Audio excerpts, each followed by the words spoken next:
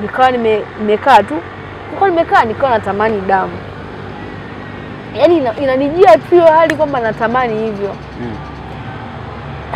Yaani kwa na Karimu pale alikuwa hayupo. Yaani kiasi kwamba natamani kiasi kwamba mpaka inakuwa kama yani hata akili yani hivyo, yani kama mtu ambaye hamu ni kubwa. Ya hivyo. Kwa hiyo nimetoka nimeingia chumbani kule, na kwa hiyo wakati mimi niko pale ile yani fahamu zinazidi kunipotea kidogo kidogo, ile nahangaika kwa sababu damu nilikuwa yani ni kitu ambacho nilikuwa nikikosa ni unakuwa haupo sawa. Kwa hiyo niko ile nahangaika ni kama fahamu zinaanza kupotea.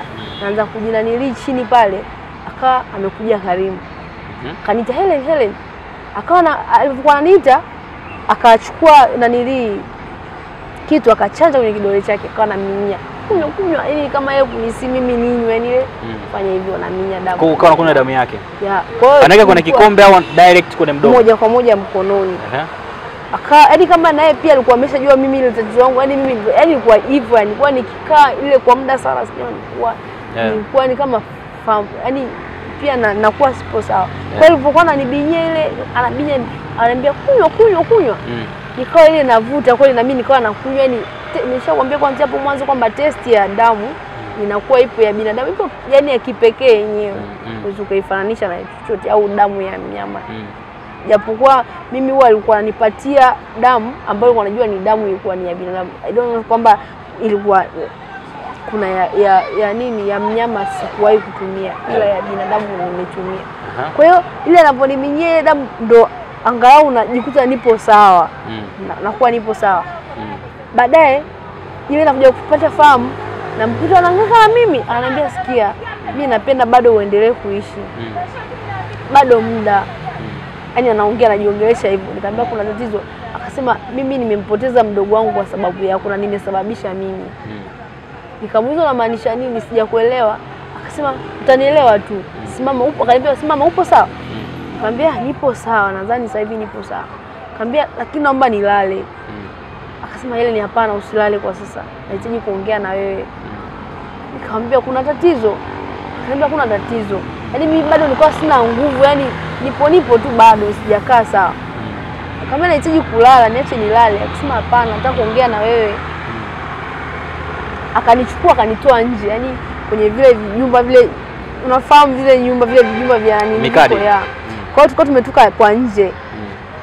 Tumekaa akaniambia Helen, nimesababisha ndugu yangu amefariki kwa sababu yako wewe. Nikamwambia kivipi? Yani kama kushangafu kivipi? Akaniambia mimi wakati ule nimetoka kule, wakati ile tumetoka kule kwake kule Goba mpaka kwenye gari akaanza kunipa sababu yeye alitokaje kwenye gari mpaka kafika. Sema ile siku nilikuwa naingia kwenye kwenye ofisi za nini za hizi za magari hizi wanahitaji ofisi ambazo za magari hizi kampuni ya magari wanahitaji Toyota. Hapana, ambapo alikuwa ameitwa kule na babake, ambao pia babake pia anafanya nayo kazi kwa ajili ya spare. Aliitwa na babake. Alipoingia kule ile naniliwa na mkataba nao, wanafanya nao biashara pia. Ile huwa nilikwambia huwa anafanyaga yeye anauzaga spare za bajaji, magari pia anauza. Yaani ni mtu ambaye pia yani ana jina. Hata kwenye baadhi nakumbuka hata kuna kampuni moja ya mabasi ambayo pia ni mtu ambaye pia kule ana share zake pia. Mabasi gani? Kuitaja sijui ni sawa. Mabasi. Utatajia pembeni. Kwa hiyo huwa pia huyo mzee pia huwa nao pia kule ana nani zake pia. Kwa hiyo tulipokuwa tumeingia pale akaniambia nilipoingia pale walikuwa baba na yule mwenye nani wako anafanya naye walikuwa wana mabishano. Na mabishano ilikuwa ni kuhusu mimi hapa. Walikuwa wanahitaji damu. Kwa hiyo ile walikuwa wanahitaji damu. Lakini damu ambayo walikuwa wanaipoint kwa wakati kuitoa ni ya kwangu mimi hapa. Lakini huyo Karimu akaniambia bado muda hujafika. Yeye kwenye mabishano yake akasema bado hapana. Mimi siwezi nikamtoa kwa sasa hivi, siwezi nikafanya hivyo. Akamwambia kwani huko naye kwa ajili ya kutumia kutaka bila kusema, lakini bado haijafikia muda. Nikamwambia Karimu, kwa hiyo kuna siku ambayo unaweza kunitoa mimi hapa. Akasema mimi kadri siku zinavyozidi kwenda sitamani. Ila nahitaji uendelee kutusaidia sisi vitu fulani. Ila mimi sitamani. Nikamwambia kwa hiyo ikawaje? Nikasema mimi niliafikia nilikuwa napingana na babangu nimtoe mdogo wangu kwa sababu sioni faida yake. Nikamwambia unasema nini? Yaani mimi ile ndio nikashangaa nikashtuka kama mtu anaweza kumtoa ndugu yake wa damu kabisa. Nikamwambia hapana Karimu. Akasema ndio Helen, mimi mdogo wangu kwanza sasa hivi hayupo duniani. Mdogo wake yupi? Yule mlemavu. Yule nikwambia mara ya mwisho mimi naenda chumbani nikasema mbona chumba kimekaa kimya alafu okay, umeona kiti tu pale hakuna mtu. Kipo hamna mtu. Alafu kumwangalia yule dada yule hayupo. Kwa hiyo mimi nikamwambia Karimu hapana. Yaani ile nikawa nalia ngambia Karimu basi kuna siku mimi hata mimi utaniua. Akasema hapana Helen, mimi nipo kwa ajili ya kufanya vitu lakini babangu naona anakuelekea siko. Ile mabishano ile na mimi ile yani ndio yani ndio kama yani mtu ambaye unajua yani sijielewi yani. Sasa kumbe unaweza kanitoa mimi kwa mdogo. Nikamwambia na amefarikije? Na mara mwisho nikawa namuelezea akaniambia yapo. Dada yule tulombaki yule aliyekuwa nyumbani yule mdada yule mwingine yule ambao alikuwa ndo nilikuwa nimempatia ngambia huyu mbona hataki kula chakula nimpatie yani yule ampatie yule binti yule dada na yule ambaye alikuja mimi nilioingia kumfuata mlangoni ile nikawa namhagi akawa kama hana ushirikiano na mimi. Akasema wale ndo walimchukua wakawa wamempeleka sehemu ambayo ndio kusema kumalizia kufanyia. Nikamwambia sehemu gani? Akasema usijali nitakwambia. Kama nataka uniambie kama unaweza kumtoa ndugu yako hata mimi unaweza ukaniua mimi kwa muda wote kuanzia sasa hivi mimi ni mtu akufa tu. Akasema mimi yani siwezi kufanya hivyo yani mimi nilikuwa ni kama akili zimeama ile napiga ile. Akasema subiri sasa nikwambie nakupenda ndio maana nakwambia ukweli kwa mara ya kwanza. Nimesikia leo kama nakupenda nataka siwezi nikafanya hivyo yani siwezi. Kama unanipenda nikamwambia unanipenda kama unanipenda ungeua wazazi wangu. Akasema hapana. Ilikuwa lazima nifanye lakini mimi sipo tayari. Kadri siku zinavyozidi kuna sipo tayari kufanya hivyo. Wewe kukutoa ila kufanya mambo mengine hivyo tunaweza tukafanya lakini mimi kama nimeweza nikakubali kwamba nimepingana naenda kinyume na babangu afu mimi nafanya vile yani tofauti na baba anavyotaka. Mimi nakupenda. Kaambia jitokea. Yaani kwa mara ya kwanza sikwani kuanzia kote huko mimi hakuwa wala mimi nilikuwa najua sinaga mahusiano na yani ndio hivyo sababu sikuwahi kushia naye chochote ile kwamba kuonyesha kwamba labda nina mahusiano naye. Kwa mara ya kwanza mimi nikaanza kushangaa hivi inakuaje? Akasema ndio mimi nakupenda na nilikuwa sikuwahi kukupenda hapo awali ila nilikuwa nimekuja tu kwa sababu nilikuwa nimeagizwa kufanya vitu yani kufanya yani kuleta kuvuta kuja kwenye njia ambayo alikuwa anataka lakini mimi sikuja kwamba nilikuwa nakupenda. Kama unasema nini wewe? Kaambia ndio. Kaambia ni mtu wa kawaida kweli wewe? Akasema mimi sio mtu wa kawaida nadhani wewe mwenyewe unalielewa. Sasa unauliza swali gani yeye ananiuliza hivi? Kaambia hapana fanani hivyo. Yaani mimi na mimi bado yani ndio akili kabisa inahisi kama hazipo vizuri. Nikamwambia nahitaji unipeleke niondoke niende kwetu. Akasema Helen hapana. Yaani kama nimeweza kufanya kumtoa ndugu yangu, mimi Helen nitakapoenda na mimi yaani mimi nitakapoenda na wewe utaenda ile. Nikamwambia hapana. Mimi nahitaji kurudi nyumbani. Yaani nimekuwa mkali kabisa na mimi. Najua ile nabishana kabisa na naleta mdomo kabisa. Yaani naongea kiasi kwamba sijai kuongea mbele yake hivyo ndio kwa mara ya kwanza. Akaniambia kama mimi naweza nikamua mdogo wangu nikasababisha. Nikamwambia lakini hujaniambia mdogo wako umemua vipi? Akasema usijali utajua tu. Akaniambia ila nataka uniahidi kitu kimoja. Nikamwambia kuahidi kitu gani? Akasema hebu lete mkono unakuvatisha pete ule sogeza. Nimeusogeza nini? Akaniambia si unaona wewe kuanzia leo niahidi kwamba utakuwa mke wangu. Nikamwambia never hiyo haitaka iwezekane. Hamna mimi hiyo haitaka iwezekane kabisa. Akasema nikubalie. Yaani na machozi kabisa akawa anatoa. Akasema ile ni ahidi. Yaani ile anapoongea mimi nakuta yani pia moyo wangu pia yaani unaridhia kwamba kukubaliana nayo. Akasema ila tufanye kitu kimoja. Akaniambia lete mkono. Achukua mkono akachukua chupa akafanya hivi kwenye kidole changu akatoa damu. Damu yangu yake amechukua kidole na kisogeza kwenye mdomo wake anakunywa damu yangu. Mimi kwanza nikaanza kushangaa. Inakuwaje? Akasema Helen kwa lolote litakalotokea sio rahisi. Sio rahisi mimi kukuacha salama. Na ukienda kinyume na mimi Helen utatamani kufa. Kaambia hamna hiyo kitu haiwezekani. Akaniambia subiri lete mkono, naye akachanja kwake kananilazimisha ninywe kwake. Na mimi nilikuwa chukulia gado kwamba damu, kunywa damu kwangu mimi sio cha ajabu sana. Kwa hiyo mimi nikakuta nimepokea, yani nilikuwa sina, yani kama nilikwambia mwanzo nilikuwa ninajikuta tu nafanya. Kwa hiyo mimi nilipokuwa amenipatia damu nilikuwa nimelamba ile damu. Akasema leo unaniahidi kwamba hautoka uniache. Akamwambia na mimi nitafanya hivyo kama unavyotaka. Akasema kama mimi nimeweza kumua mdogo wangu kusababisha yote, na wewe ulikuwa ni mtu ambaye ufe wewe. Nikamwambia lakini kama mimi nawafanyia kazi weje kwamba mfikie sasa hivi nataka kunitoa mimi hapa, mimi niondoe maisha yangu. Akasema babangu alikuwa analazimishwa, ilikuwa ni wakati wake wa yeye kufanya kutoa sadaka. Na kutoa sadaka, niambia ndio utajiri wa babangu. Ndio maana unaona huwa hatutelekaji. Huwa sadaka anazotoa sio pesa, sio ni vitu vikubwa, ametoa vitu vingi. Kama ameweza kutoa mke wake wa kwanza, amefanya hivyo, ndio mpaka leo, mpaka unamwona mpaka amesimama, huwa yani anakiongea yeye ni mtu ambaye huwa anasikilizwa. Kwa hiyo yule huwa ana uwezo hata kutoa, hata kuniambia mimi ananitoa leo na akanitoa. Nikamwambia kumbe ndio hivyo. Akamwambia kwa hiyo na wewe umekubaliana nayo maisha? Akamwambia lazima nikubaliane naye kwa sababu ni maisha ambayo mimi pia napata ninachotaka. Hata wewe uone unapata unachotaka. Akamwambia lakini mimi mbona mimi sijawahi kuona kama kunisaidia ndugu zangu wewe ulikata. Kusema ile kukusaidia wewe kama wewe naweza nikakusaidia, ila kusaidia ndugu zako ni kitu ambacho haikitaka kiwezekana. Akamwambia kwa sababu, akasema hiyo hamna, hiyo haipo hivyo. Nikamwambia okay sawa. Nikamwambia nahitaji kwenda kulala. Akasema lakini umeniahidi kwamba hatutoka tutengane mimi na wewe. Nikamwambia hamna, sitafanya kinyume na hivyo unavyoniambia tulivyokubaliana. Kwa mimi nikaenda kulala. Ile nilipokuwa nimeenda kulala usiku nikawa naona naona kabisa kama nafungishwa ndoa hivi, naona ndoa kabisa ni ndoa. Hapo sasa unaota au? Ninaota mimi kama mimi naota. Sio kweli, haijai kutokea, wala mimi sijawahi kukaa na Karimu kwa tumefunga. Ila unaota hapo. Nikawa naota. Kama nafunga ndoa, ndoa yenyewe ndoa unajua kabisa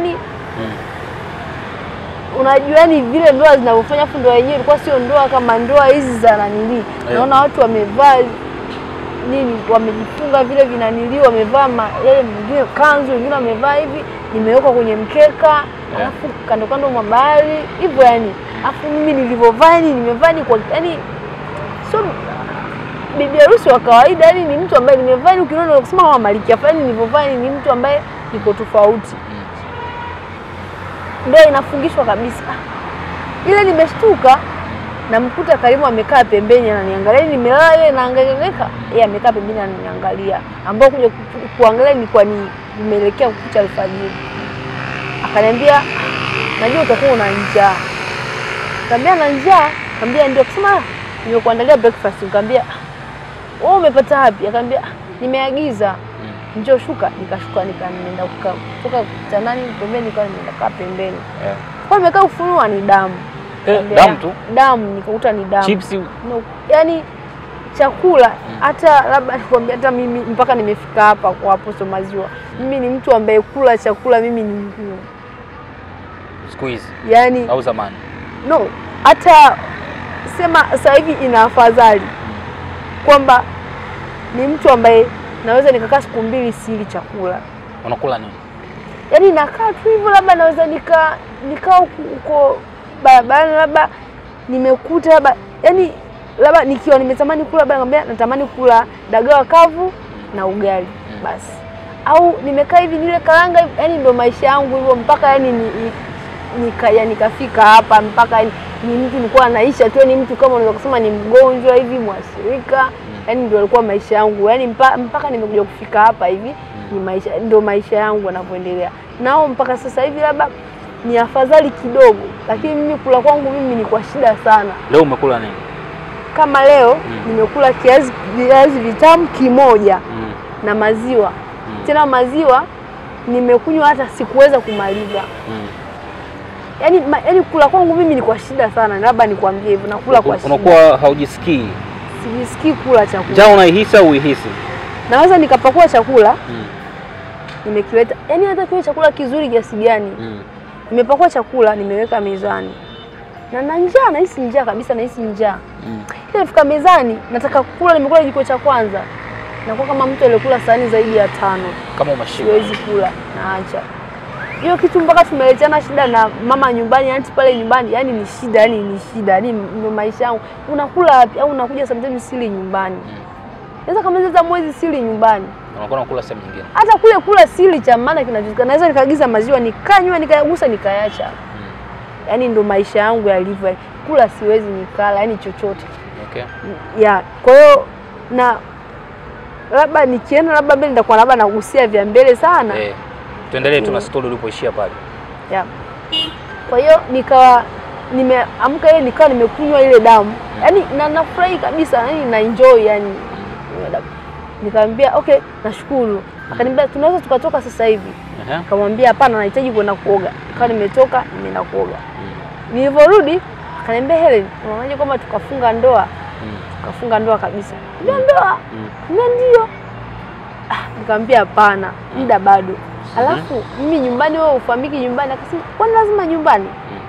Yetu kama sisi kwani sisi tunaenda tunaishi mimi nawe? Nikamwambia hapana, siwezi nikafanya hivyo. Akasema alifikiria hilo.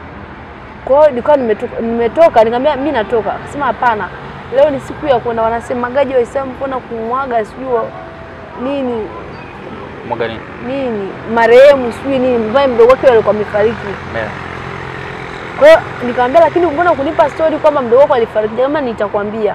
Ila wanaenda yani ndio kuzika sijui wanasemaje wao. Kuna nini wanatumia? Akasema anaenda. Nikamwambia sasa kama unahusika inakuwaje unaenda? Akasema lazima niende. Ni mdogo wangu nilikuwa nampenda sana, lakini mimi niliona kwamba wewe bado, wewe muda wako bado. Afu yule hana faida yoyote, ni mtu ambaye anakaa tu. Nikamwambia lakini nahitaji kujua amefarikije.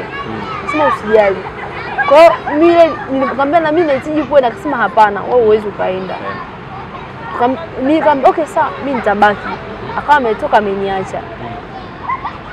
Mimi huwa nilikuwa napenda, yani napenda sana kweni baridi ninapenda. Yani napenda sana.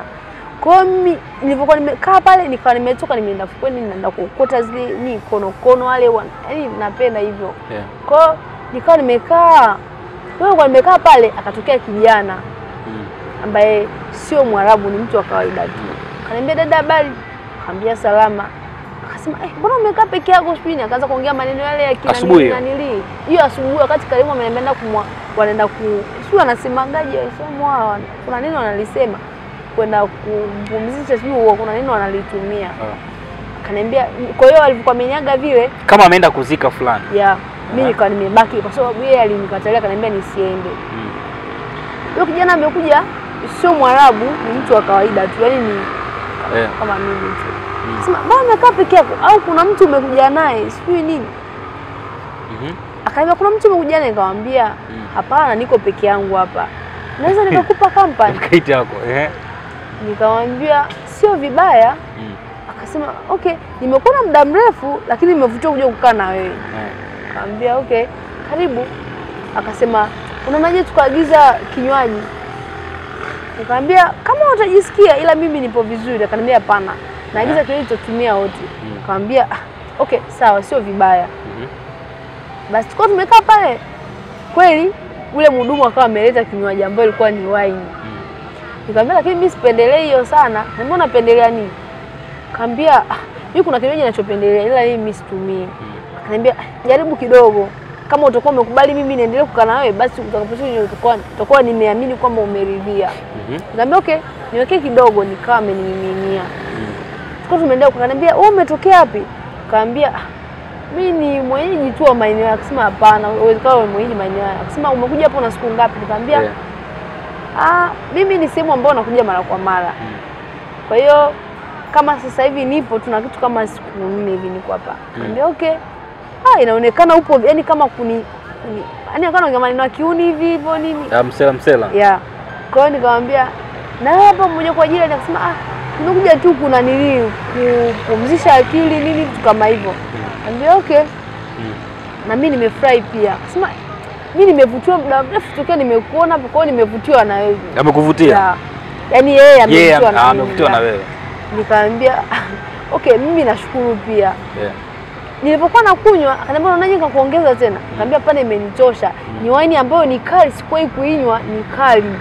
Nikamwambia hapana, kama ikawa inanifanya akili zinakuwa sipo vizuri. Okay. Nikamwambia hapana, imenitosha. Kwa sababu mimi sikuwahi kutumiaga kilevi. Sinaga sura kutumiaga. Kwa hiyo yani nilipokunywa ile ilikuwa kama hata asubuhi ilikuwa inanifanya akasema mbona hii kidogo sana umekunywa afu? Nikamwambia hapana, imenitosha kaka. Akasema unaelekea pesa? Nikamwambia naelekea juu. Kama naweza nikakupeleka? Nikamwambia hapana. Wewe niache naenda peke yangu. Akasema hapana. Naweza nikakupa kampani. Nikamwambia sio sawa. Nikamwambia mimi hapa nimekuja nipo na rafiki yangu. Kauliza mwanaume mwanamke? Nikamwambia mwanaume. Akasema sio mbaya lakini. Akaniambia hapana, akinikuta hivi itakuwa sio sawa. Akasema wewe unalihofia hilo? Nikamwambia itakuwa sio picha nzuri. Nikamwambia niache niende. Akasema lakini mimi nipo hapa kwa ajili yako. Nikawa nimetoka nimeenda. Nilipofika kule Karimu alikuwa hajarudi bado. Nikaingia ndani. Nilipokuwa nimeingia ndani, munga mhudumu akaniuliza dada upo sawa? Nikamwambia nipo sawa. Akasema kuna kitu unachohitaji? Nikamwambia hapana. Chakula nini, kinywaji? Nikamwambia hapana, nipo sawa. Nikaendelea kulala. Lakini nikamwambia kulala pale kwa natamani kunywa damu. Yaani kama kuna kiu fulani, kuna hali yani kadri siku zilikwenda nilikuwa natamani yani nilikuwa najikuta natamani upate mara kwa mara. Yaani hata kama ikiwe ni kinywaji changu kama maji nilikuwa natamani. Kwa hiyo nimekaa pale na hangaika ile angalau kupata, na damu ilikuwa ni Karimu peke yake ndio alikuwa ananipatia. Nilikuwa tuseme kwa mama natafuta, nilikuwa siku, lakini Karimu nilikuwa nashangaa tu anakuja ananiokea ananiambia najua umemisi hii hapa sijui nini hivi kuniandalia vitu kama hivi. Kwa hiyo ile nilikuwa nimekaa nikawa nimepitia usingizi nimelala. Na kuja kushtuka Karimu amesharudi. Akaniambia Helen, kuanzia leo mimi nimetengwa na baba yangu. Kama umetengwa na baba yako? Akaniambia Nikamwambia kivipi? Akasema hii imeleta shida kwenye familia kwa sababu ya mdogo wangu mimi kuondoka. Akaniambia naomba uniambie nini kilichomkuta mdogo wako. Ndio akanipa story. Akaniambia ile siku nilipokuwa umetoka nilikuwa sina zumuni la kumtoa mdogo wangu. Ila nilipokuwa naambia kwamba nikutoe wewe nikawa sikuwa tayari kwa sababu kwanza unatufanyia kazi yani vizuri sana afu nyingi sana na pia tunaona mafanikio yake. Kwa hiyo sikuona kuna umuhimu wao kutoa haraka. So baba akawa anaona kwamba mtu kwa haraka kanachukua, lakini mimi sikutaka iwe hivyo. Nikiangalia na mdogo wangu hana faida yoyote. Ni kama mdogo wangu tu wa mwanzo mimi sikuona hana faida yoyote. Kwa mdogo wako nasema mimi mwenyewe nilimtoa mdogo wangu mimi mwenyewe kwa mikono yangu mwenyewe. Nikamwambia kivipi ulimtoaje? Ananiambia ni kazi rahisi sana. Nikamwambia nahitaji kujua na mdogo wako pia yalifarikije. Maana mimi hujanihusisha chochote zaidi ya mimi nilikuta tu ningia chumbani kwa dakika chache tu nilitoka kule kwa muda fulani, then baadaye nakuja kukuta kwamba kiti hakina mtu na chumba pia hakina mtu. Ananiambia ni kweli. Ile siku nilimwagiza yule binti amchukue ampeleke sehemu ambao ndo mimi wakati wewe ulikuwa ametoka, wewe umeingia chumbani kule na mimi nikawa nimekuacha chumbani, umeingia chumbani, mimi nikatoka ndo nikaenda kufanya hiyo kazi. Nikamuuliza kwani huwa mnauaje? Akasema ni rahisi sana. Akasema nataka nimuonyeshe kwa vitendo. Nikamwambia umuonyeshe kwa vitendo mimi? Akasema nakuonyeshia tu. Akasema subiri uone. Akawa ametoka kaenda kuchukua ule mkoba, ule mkoba ule kama ule niliona kwenye gari kule ambao ule ubeba. Akawa huo mkoba nilikwambia nilikuja nao. Afu uliacha ambao nilikuwa nimeubeba mpaka ule baba alivyokuta, nikwambia nilivibeba na nikapakia na vile vitu vingine kule nikawa nimechukua. Nikawa nimekuja navyo mpaka kule nyumbani. Kwa hiyo akawa amebeba ule mkoba, amechukua na ule mkoba ule mimi kwa nimechukua. Akawa vile vitu mimi sikuwa nimeviweka kule. Kwa hiyo kule akawa ametoa kisu ambacho ni kile cha mwanzo ambacho chenye nchi ambacho kiko tofauti. Akachukua na kitambaa, akachukua na nani kama cha manyanyoya na kitu kama nini ile sijui nini wanaita ile kama rodhali fani hivi.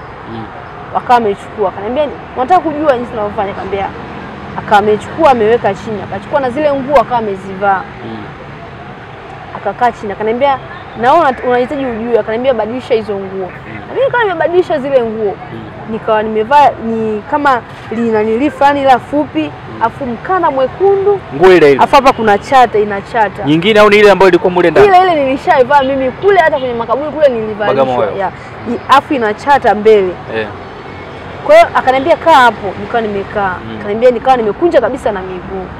Akaniambia unachukua hichi kitambaa. Kama ameka kile kitambaa pale chini amekinyosha hivi. Kitambaa chekundu. Akachukua na ile rodhali akawa ameiweka. Akachukua na vile alichokuwa ameka pembeni. Akachukua ile kitambaa akakisokota hivi mara mbili. Akasema zipo njia nyingi za kuua, ila mimi nilitumia njia hii. Akaniambia kwa sababu gani nilitumia njia hii? Ili isiwe rahisi, unaweza ukafanya ukaangalia na mazingira. Mimi mdogo wangu alikuwa sio mgonjwa. Kwa hiyo nikaona nitumie njia hii iwe rahisi kwamba isije kaliza maswali mengi. Kwa hiyo alichokuwa amefanya akachukua kile kitambaa, akaniambia kisokote hicho kitambaa. Kama amekisokota kile kitambaa.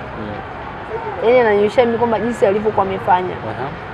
Alivyosokota kile kitambaa akakikunja kama mafundo hivi, akakiweka pale chini. Akachukua na ile nini ile kama rodha ile sio anahitaji, akawa amechukua kaiviringishia. Akachukua na kile kisu akawa anakata pande. Anakata yaani vile vifundo anavikatakata. Akasema sasa ilifarikije? Sababu mbona mimi hiyo sielewi. Akasema huwezi ukaelewa, lakini kadri siku zinavozidi na utanielewa anachomaanisha. Akasema mdogo wangu alikufa kwa staili hapo. Yaani amekufa ghafla, yaani hana chochote, yaani hana alama yoyote, ila amefariki kwa hivyo. Kabisa nguvu zinatokaje, naona napata nguvu. Mbona mimi nipo sawa, siwezi nikafanya hivyo. Naweza nikafanya hivyo. Akasema wewe bado. Akasema wewe staili ambayo unaweza kufanya labda mimi nikutumie uchukue vitu fulani upeleke kama jinsi ulivyomuua babako. Kaambia kumbe zipo aina nyingi za kuua. Akasema ndio. Mdogo wangu mimi aliyefariki kwa mara kwanza alifariki kwa ajali ambayo hiyo ajali alisababisha yeye. Kwa hiyo zipo njia nyingi. Kwa hiyo ile evolution kaambia, kwa hiyo umelizia kabisa kumtoa. Akasema niliangalia yule hana faida. Ni mtu tu ambaye anaweka. Wewe ambao una faida kwetu sisi, lakini baba kuliona hilo yeye alioni hilo.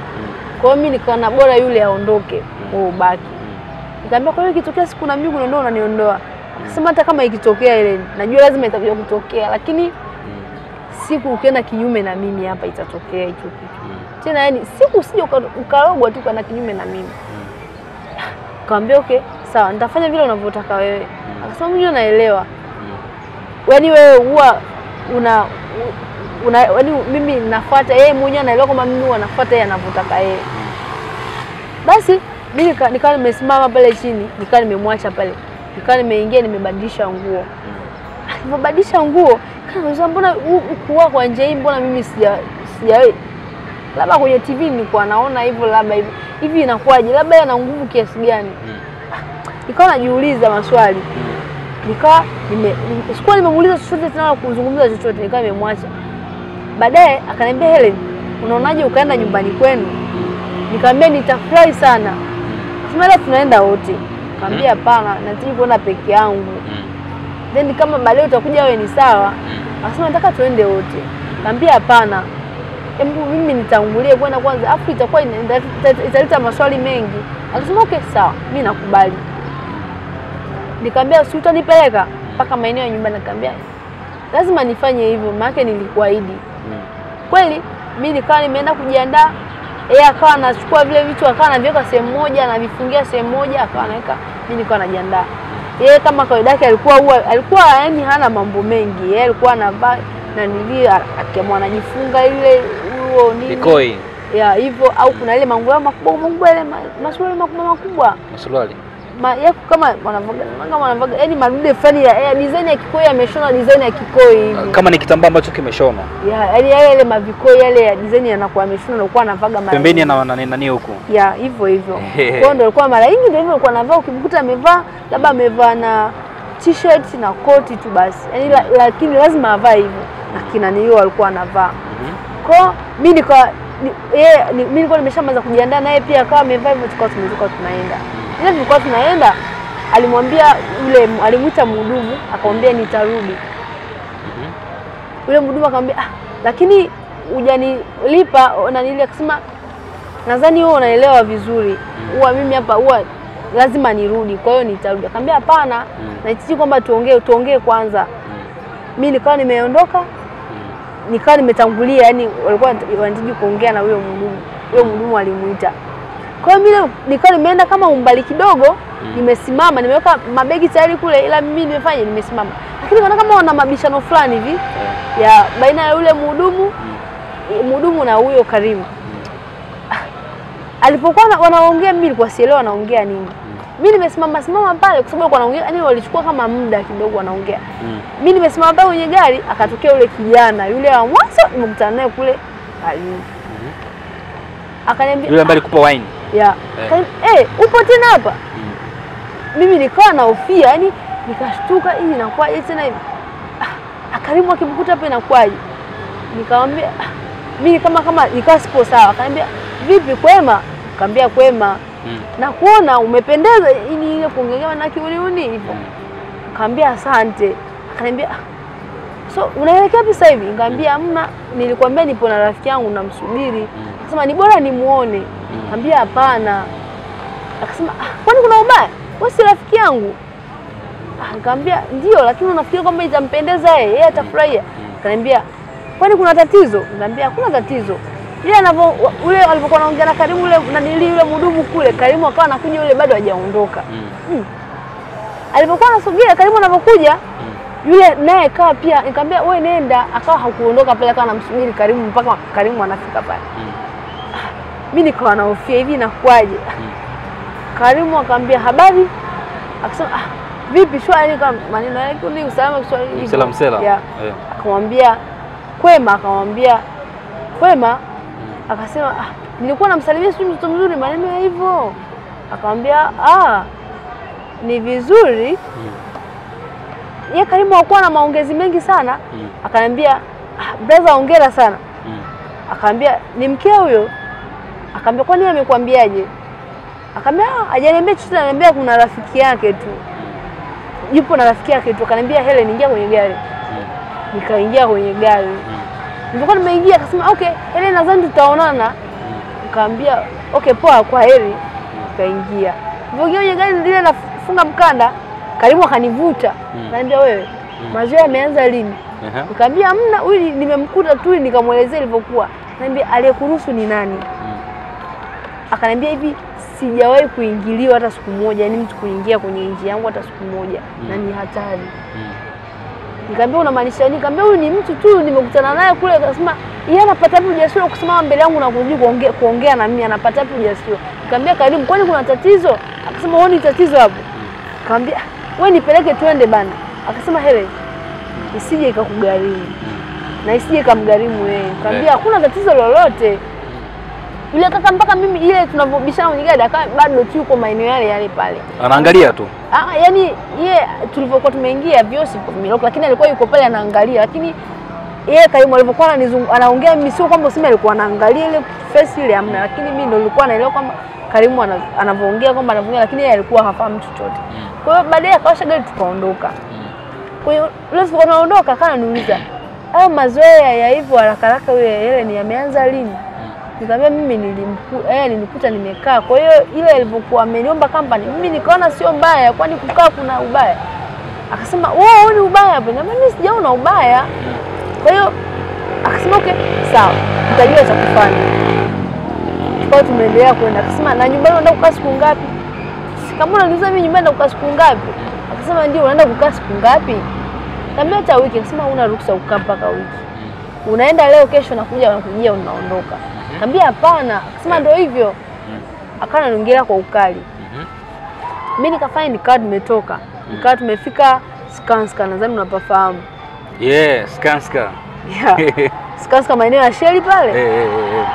Mimi nikamwambia okay. Kwanza kaniambia hivi tunapita Tegeta kule Tegeta kwa ndembo pale kabisa hivi au tunapita. Yaani ile njia rahisi ni ya Skanska. Ambao unashuka kwenye ile mitambo ya gesi kule chini. Ambao kwa ndani tunaingia kwenye ile kanisa kwa Malisa kule. Nadhani unapafahamu. Kwa hiyo nikamwambia tupite Skanska. Tumefika pale akaniambia subiri niingie Sheli hapa. Nikamwambia okay poa. Mimi nikamwambia okay ile unaingia Sheli naomba mimi nishuke. Nikawa nimeshuka. Yeye akaingia Sheli. ile ninapotembea Skanska, kama unafahamu Skanska walivyo upande wa chini kuna duka ambalo ni kubwa kama Kaspa, yani kaduka kama kubwa hivi. Kufika pale yule kaka ananifahamu. Kwanza naona akasema Helen. Yaani kama anashanga kuniona nikamwambia shikamoo, alikuwa anaitwa John. Nikamwambia nikamwamkia, akaniambia Helen, shangazi yako amekutafuta sana. Yaani kama anashangaa. Nikamwambia shangazi yako anatafuta, akaniambia ndio. Ulikuwa wapi ile muda wote huo? Kipindi chote hicho? Nikamwambia hamna, mimi nilikuwa nipo tu kwa rafiki yangu. Rafiki yako Helen? Hata aibu una. Mtoto wa kike akaongea maneno makali. Yeye anapoongea yeye Karimu akameingia shell kule, akawa anatoka, akawa anapiga honi. Nikawa mimi anapiga honi, mimi nikawa nazidi kumsikiliza vile anavyoniambia kwamba shangazi yako, anambia yani shangazi yako amekutafuta sana. Akaniambia Jona akaniambia au tuondoke nyumbani? Akaniambia hapana, nipo na mtu. Upo na mtu? Kama unishangaa. Helen, umeanza lini hayo? Nikamwambia hamna, ni rafiki yangu tu. Akasema kwa naelekea mwenyewe. Kwanza ngoja nimpigie simu. Nikamwambia hapana, usimpigie simu. Akasema ngoja nimpigie simu. Alikuwa anaitwa shangazi yangu anaitwa Lucy. Ngoja nimpigie Darusi. Nikamwambia hapana. Subiri mimi nifanye niende, nitaenda nyumbani. Kwa hiyo haina tatizo. Akasema na nitakuja jioni. Anavyosemesha oni kule iko inapigwa. Alafu kama mimi naipuzia nazidi kumsikiliza yule. Kwa hiyo nikatoka nikaenda. Akawa kama nageuka nyuma naona kama ananiangalia sana. Yaani kama unajua ile anapigwa butweli hivi. Yaani kama ananishangaa. Mimi nikaenda nikapanda kwenye gari afu nikawa sipo sawa. Niliposikia vile nikawa sipo sawa. Kwa hiyo akaniambia ngombe ngoja kuhusu, nikamwambia unajua nyumbani mimi natafutwa sana. Akaniambia cha ujinga wewe. Tukapanda tukawa tumeenda. So tulipokuwa tumeenda tunafika ambao ndio ile barabara lami tunaenda na tunaingia huko ndani huko ambao hakuna lami kule, kama unafahamu ya maeneo. Barabara ya vumbi. Ya vumbi. Vumbi. Ile tunaingia tunapandisha kwa juu hivi. Tukafika sehemu kuna msikiti kule, sio na ufahamu. Sijatembea sana kote. Tukafika, nikamwambia niache hapa. Akaniambia okay, sawa, hata mimi nahitaji kuingia msikitini hapa. Akaniambia anasali. Akaniambia yani huwa anaswali, yani tena sio yani